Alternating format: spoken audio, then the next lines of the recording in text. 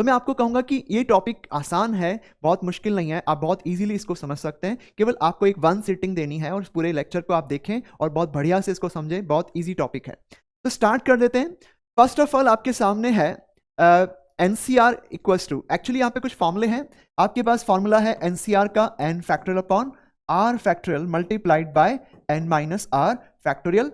NPR का formula होता है n factorial divided by n minus r का फैक्टोरियल। तो ये दो फॉर्मूले, तो NCR और NPR नोटेशंस की ये वैल्यू होती है। अब अपन यहाँ पे आगे बढ़ते हैं। इस चैप्टर के अंदर ज्यादातर आपको NCR के फॉर्मूले ही पढ़ने हैं, वही फॉर्मूले आपको काम में ज्यादा आएंगे। तो सबसे पहले हम लोग आगे बढ़ेंगे तो नेक्स्ट फॉर्मूला हमारे सामने है कि NCR क्या होता है।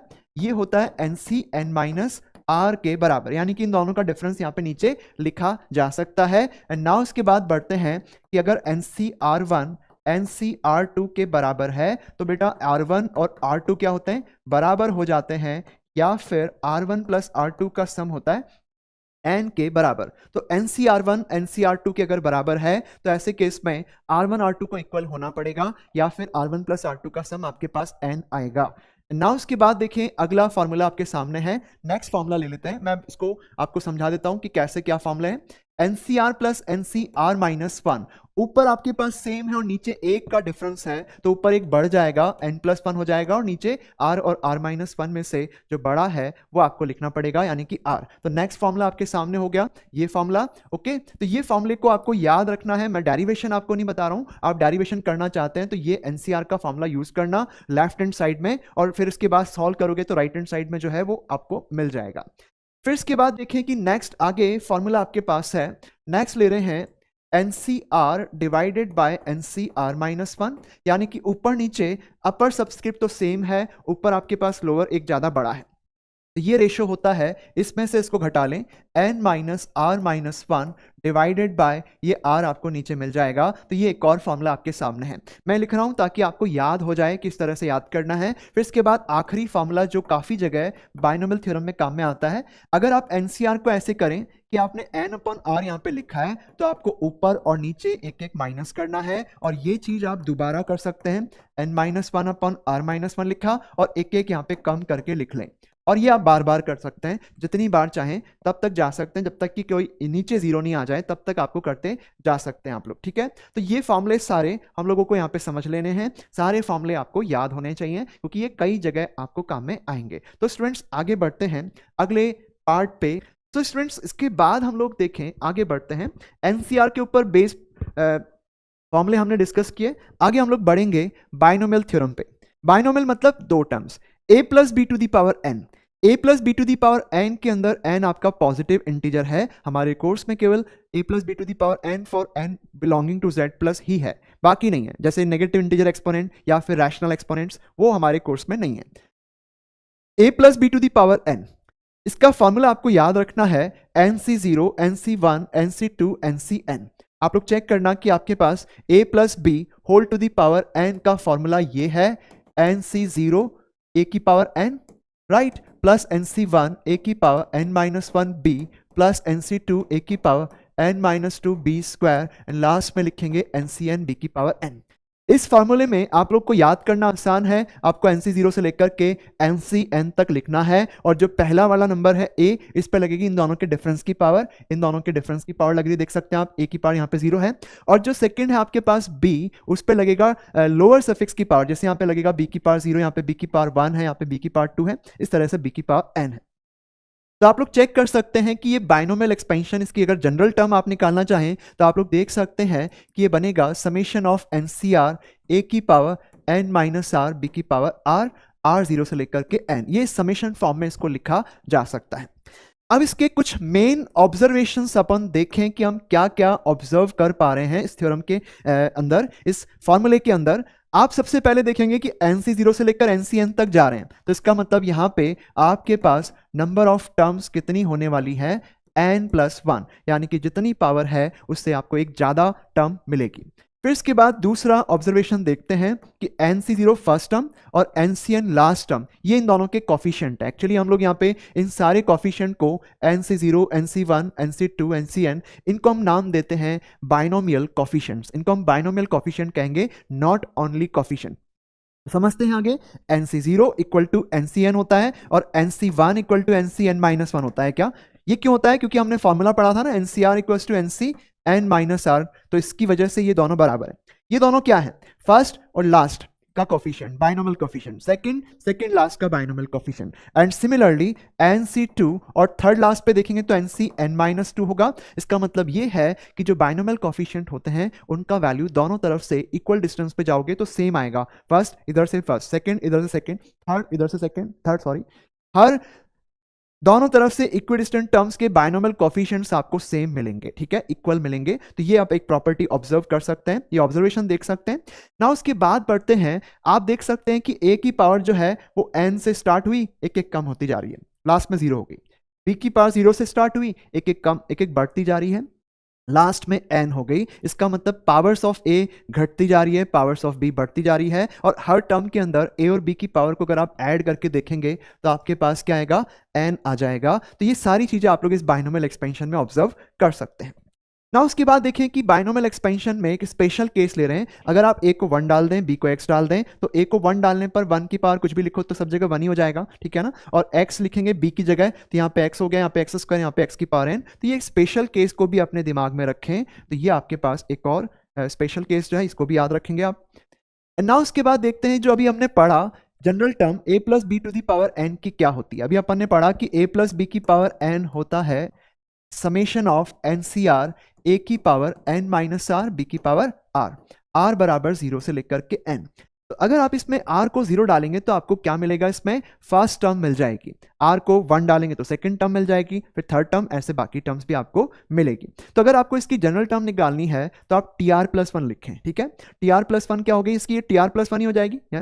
आर 0 डालने पर आपको फर्स्ट टर्म मिलने वाली है, ठीक है। तो आपने आर को जब 0 डाला तो यहाँ पे फर्स्ट टर्म दिखेगी आपको, और ये आपके पास TR+1 टर्म्स इस तरीके से आप लिखेंगे। तो ये जनरल टर्म के लिए फॉर्मूला है। आर को कहाँ से स्टार्ट होना है? आर की वैल्यू आपकी होगी 0 से स्टार्ट, राइट। आर की वैल्यू आपको 0 से स्टार्ट करनी है, और कहाँ तक जा सकते हैं आप आर को लेकर के? आप जा सकते हैं n तक। तो 0 से लेकर के n तक आप आर ले सकते हैं। तो जनरल टर्म का फॉर्मूला ये है। तो आप याद रखें कि TR+1 general term NCR a की power n minus R, b की पावर r। बस ये याद रखें कि TR+1 में NCR होता है। बाकी आपको पता है कि जो फर्स्ट होता है a, उस पर डिफरेंस की पावर लगती है, और b पे लोअर सबस्क्रिप्ट की पावर लगती है। ओके, चलते आगे स्टूडेंट्स, मल्टीनोमियल थ्योरम पढ़ेंगे। हालांकि ये आपके सिलेबस में नहीं है, लेकिन कई बार इसको यूज करके कई आसानी से क्वेश्चंस को सॉल्व किया जा सकता है। बहुत आसान थ्योरम है, तो हम लोग इसको पढ़ना चाहते हैं।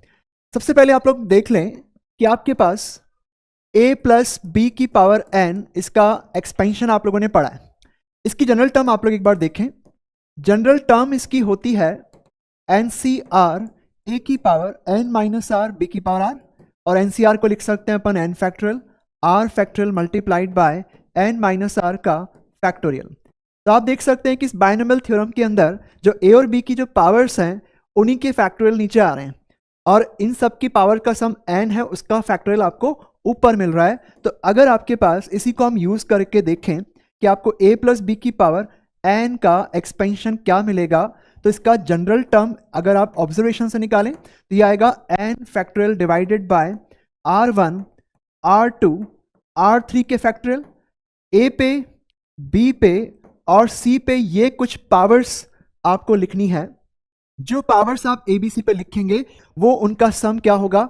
इन सब की वैल्यू वैसे तो 0 से लेकर के n तक आप ले जा सकते हैं, और इन्हीं सभी पावर्स का जो सम होगा वो आपको n मिलेगा। तो आप लोग ये थ्योरम बड़ी आसानी से याद रख सकते हैं, क्योंकि ये बाइनोमियल थ्योरम की तरह ही है। आपके पास जनरल टर्म में क्या है?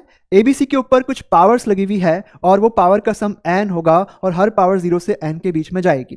तो ABC पे पावर लगा दी, और जिनकी पावर्स है वो पावर्स का फैक्टोरियल नीचे आ जाएगा, और सम क्योंकि n है, n फैक्टोरियल आपके पास ऊपर आएगा। तो binomial theorem actually multinomial theorem, binomial theorem से आप समझ सकते हैं, क्योंकि इसका ज़्यादा यूज नहीं है, लेकिन जो क्वेश्चन इससे होता है बहुत जल्दी से, आसानी से हो जाता है ना। उसके बाद देखिए स्टूडेंट्स, नेक्स्ट आगे बढ़ते हैं मिडिल टर्म पे। a plus B to the power n का जब आप बाइनोमियल एक्सपेंशन करते हैं तो n+1 टर्म्स बनती है। अगर n आपके पास इवन है तो n+1 ऑड हो जाएगा, यानी कि नंबर ऑफ टर्म्स आपके पास ऑड है तो बीच में एक ही टर्म आएगी, राइट। नंबर ऑफ टर्म्स आपके पास कितनी हो गई? n+1 हो गई। बीच में एक ही टर्म आएगी, तो इस टर्म के अलावा कितनी टर्म्स बची, n टर्म्स बची, और n टर्म्स का n/2 नंबर ऑफ टर्म्स इस तरफ आपको मिलेगा और n/2 नंबर ऑफ टर्म्स इस तरफ आ जाएगा। तो ये टर्म है n/2 टर्म निकलने के बाद जो मिडिल टर्म आपके पास होगी n/2 प्लस 1th टर्म हो जाएगी। एंड नाउ सिमिलरली अगर n ऑड है तो number of terms n+1 even आ जाएगी। तो इसका मतलब ये हो गया कि आपके पास बीच में दो टर्म्स मिलने वाली है। एक को मान लेते हैं कि m1 है और एक आपके पास m2 है। इन दो टर्म्स को निकाल लो n+1 में से, तो n-1 बचता है, तो n-1/2 नंबर ऑफ टर्म्स इधर आ जाएंगी और n-1/2 नंबर ऑफ टर्म्स आपको इधर मिलेगी। तो ये टर्म जो आपके पास मिडिल टर्म है इसका सीरियल नंबर हो गया n-1/2 प्लस 1th, और ये आपको मिलेगी n+1/2 प्लस 1th टर्म। तो ये दोनों टर्म्स आपके पास मिडिल में रहेगी। आप लोग चेक करना कि जो बाइनोमियल एक्सपेंशन होता है उसके बाइनोमियल कोफिशिएंट जो होते हैं इधर दोनों सेम होंगे, दोनों सेम होंगे, दोनों सेम होंगे, ऐसे करके, और सबसे एक्सट्रीम्स पे 1 वैल्यू होती है बाइनोमियल कोफिशिएंट की, फिर इसके बाद बढ़ती जाती है और बीच में हाईएस्ट होती है। तो आपके पास जो एनसीआर का मैक्सिमम वैल्यू होगा वो मिडिल टर्म का आएगा। जब एन आपके पास इवन है तो आपको बताया गया था कि मिडिल टर्म ये है, तो इसका मतलब इसी का कोफिशिएंट सबसे बड़ा होगा। लेकिन जब एन ऑड होगा तो इन दो टर्म्स के कोफिशिएंट क्या होंगे, बड़े होंगे सबसे। एक्चुअली क्या है कि इनके लोअर सफिक्स का सम करेंगे तो n आ रहा है ऊपर वाले के बराबर, यानी कि दोनों क्या है, इक्वल है, क्योंकि NCR1 NCR2 बराबर कब होते हैं, जब R1 R2 बराबर हो या फिर R1 बराबर R2 हो जाए। तो इसका मतलब ये हो गया कि आपके पास n अगर इवन है तो NCR का मैक्सिमम वैल्यू हो गया NCn/2, और अगर n ऑड हुआ तो इसका मैक्सिमम वैल्यू होगा NCn-1/2 या फिर NCn+1/2। ये दोनों बराबर है सकते हैं। अब एक रिजल्ट मैं आपके सामने ले रहा हूं, उसको आप लोग को समझना है। 1 + 1/n की पावर जो n होता है वो 2 से 3 के बीच का नंबर है, इसे आप याद रखें, ठीक है। और इसे आसानी से प्रूव कर सकते हैं, जैसे इसको एक्सपेंड करेंगे तो एक तो 1 + 1 2 तो आ ही जाएगा, तो ये 2 से तो बड़ा है, आप देख सकते हैं। अपन को इसे अभी फिलहाल याद ही रखना पड़ेगा।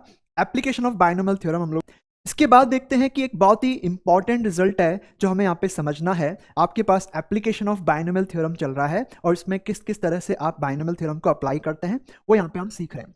a + b की पावर n को जब आप एक्सपैंड करते हैं तो आता है nc0 a की power n plus nc1 a की power n-1b plus nc2 a की पावर n-2b² प्लस लास्ट में लिखे NCn b की पावर n, और इस लास्ट टर्म से पहले क्या आएगा, NCn-1 a b की power n-1 plus NCn b की पावर n। यहां से लेकर यहां तक के अंदर आपको a कॉमन मिल जाएगा तो आप a लिखेंगे। अगर आपके पास a और b इंटीजर है तो हर टर्म एक इंटीजर बनेगी। तो यहां से लेकर यहां तक के अंदर से आपको क्या कॉमन आ रहा है, a कॉमन ले सकते हैं, और जो बाकी सब बचेगा उसको आप एक इंटीजर मान सकते हैं। लेट्स से कि वो इंटीजर क्या है, q है, और ये लास्ट टर्म क्या बन गई, b की पावर n। याद रखें a + b की पावर n को लिखा जा सकता है a into sum integer plus b की पावर n। हमें यहाँ पे एक चीज को समझना है कि आपको क्वेश्चन इस तरह के पूछे जा सकते हैं, जैसे 27 की पावर 1000 है, इसको अगर हम 8 से डिवाइड करेंगे तो रिमाइंडर क्या आएगा। इस टाइप के क्वेश्चन को करने के लिए ये थ्योरी काम में ली जाती है। हम प्रिफर करेंगे कि b आपके पास क्या आ जाए, 1 या -1 आ जाए, क्योंकि 1 की पावर n क्या होता है 1, और -1 की पावर n क्या होता है, या तो +1 हो सकता है या -1 हो सकता है। अगर n इवन हुआ तो ये 1 हो जाएगा, और अगर n आपके पास ऑड हुआ तो ये -1 आ जाएगा। तो आपको यहाँ पे देखना है कि -1 की पावर n जो है उसको फाइंड आउट, अगर ये b आपका 1 या -1 हो जाता है तो ये आपको आगे बहुत आसानी से। अब देखिए स्टूडेंट्स, हम इस चैप्टर के आखिरी पे आ गए हैं, summation of series involving NCR. ऐसी सीरीज को जोड़ेंगे जिसमें एनसीआर हो। हमने पढ़ा था कि 1 + x की पावर n होता है nc0 plus nc1 x plus nc2 x² and so on ncn x की पावर n। ये एक आइडेंटिटी है दोस्तों। आइडेंटिटी उस इक्वेशन को कहते हैं जो ऑल x के लिए सेटिस्फाई हो जाए, तो इसमें हम x कुछ भी प्लेस कर सकते हैं। अगर मैंने x को 1 प्लेस किया तो राइट हैंड साइड में मुझे ये मिलेगी सीरीज, और उसका सम 1 + 1 2 की पावर n हो जाएगा। तो ये फर्स्ट सीरीज आपकी प्रूव हो गई। ऐसे अगर आप x को -1 डाल देंगे पूरे में तो ये तो बन गया 0 की पावर n, और ये ऑल्टरनेट साइन के साथ में आएगा, तो सेकंड सीरीज भी आपकी प्रूव हो गई है। और सेकंड सीरीज में जो नेगेटिव आ रहे हैं उन सबको राइट में ले जाओ तो आपको मिलता है nc0 plus nc2 plus nc4 and so on बराबर nc1 plus nc3 plus NC5 and so on, ये आ जाएगा। अब क्योंकि इन सबका सम तो 2 की पावर n है, ये फर्स्ट रिजल्ट से, और ये दोनों बराबर है, तो सीरीज 1 सीरीज 2 दोनों बराबर हैं, पर दोनों का सम करने पर 2 की पावर n आता है, तो इसका मतलब दोनों 2 की पावर n का हाफ हो गए। तो अल्टीमेटली आपके पास बन गए दोनों सम 2 की पावर n-1। तो इस तरीके से प्रूव किया जा सकता है।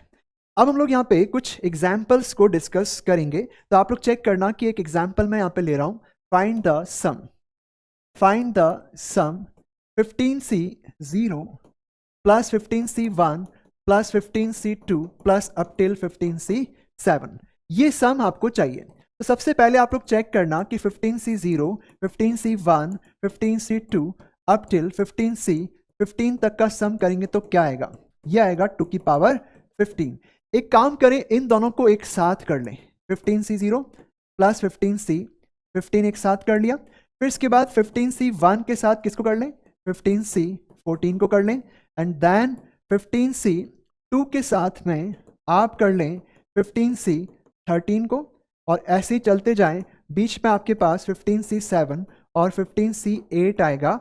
ओके, कोई भी टर्म मिस नहीं हो रही है यहाँ पे, ये दोनों बराबर है, तो आप इसे लिख सकते हैं ट्वाइस 15C0, ये भी दोनों बराबर हैं, इन दोनों को लिखेंगे 15C1, ये भी 15C1 हो जाएगा, और ये भी ट्वाइस 15C2 हो गया, और लास्ट में ट्वाइस 15C7 हो जाएगा 2 की पावर 15।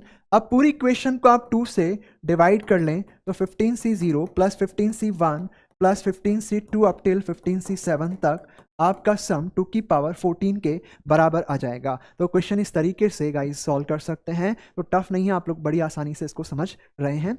नाउ उसके बाद एक और क्वेश्चन लेते हैं, 20C0, 20C1, 20C2 up till 20C10, इस सीरीज का सम फाइंड आउट करना है। तो आप लोग को यहाँ पे स्टार्ट करना है 20C0, 20C1, 20C2 up till 20C20। ये सम हम जानते हैं कि 2 की पावर 20 होगा। इसमें भी ऐसे ही करो, फर्स्ट एंड लास्ट को एक साथ कर लेते हैं।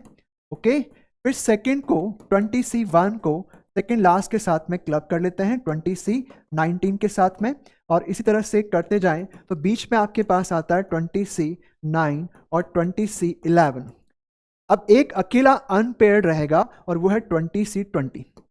एक काम करते हैं, 20C10 अनपेयर्ड है, तो मैंने इसको भी पेयर बना करके बैलेंस किया एक बार माइनस करके, क्योंकि 20C10 यहाँ से यहाँ तक के अंदर नहीं आया, तो 2 बार प्लस करके एक बार माइनस किया, तो वो एक बार आ गया। अब ये सम कितना है, ट्वाइस 20C0, ये है ट्वाइस 20C1, फिर इसके बाद चले जाएं यहाँ तक पहुँच जाएं ट्वाइस 20C10, और ये माइनस 20C10 इक्वल टू 2 की पावर 20, ये सम हमें चाहिए। तो 2 कॉमन ले लेते हैं, 20C0, 20C1, 20C2 और 20C10, ये आ गया 2 की पावर 20 प्लस 20C20 क्या हो गया, 1 हो गया। करेक्ट है ना, 20C20 नहीं है, सॉरी, ये 20C10 है, राइट। तो 20C10, अब हमें ये निकालना है, तो डिवाइड बाय 2 कर देंगे, तो जो सीरीज है उसको ऐसे मान लेता हूं मैं, 2 की power 19 plus half time 20C10 आ जाएगी। तो ऐसे आप अब आपके पास एक फॉर्मूला है, अगर आपके पास ये कुछ n+1 टर्म्स हैं AP के अंदर, और इनको आपने मल्टीप्लाई किया हुआ है बाइनोमियल कोफिशिएंट से, तो ये सम बनेगा AP की first term plus last term 2 की पावर n-1। अगर यही सम आप ऑल्टरनेट साइन के साथ में लेंगे तो ये 0 आ जाएगा। ठीक है, इसको आपको याद